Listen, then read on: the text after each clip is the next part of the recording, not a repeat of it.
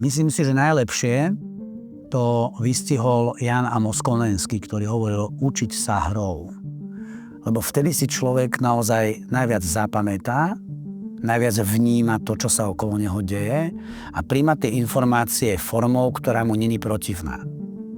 A dneska veľmi často, a to nie iba pri mojich partneroch, pri mojich spolupracovníkoch, pri rodine, pri klientoch sa to stáva veľmi často, že ak chcem odovzdať informáciu, tak ju zabalím do niečoho, čo je priateľnejšie pre ňo. Lebo už to není moja pravda, ale ten príbeh sa k nemu dostane ako lepšia poučka. Vie si z toho zobrať viac, ako keby som mu chcel povedať, teraz ti chcem vysvetliť niečo.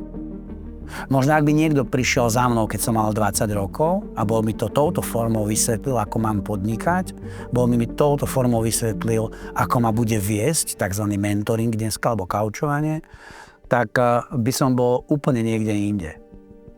A dnes tí 20-roční majú šancu sa niekde opýtať, majú šancu ísť sa vzdelávať, nechať sa kaučovať.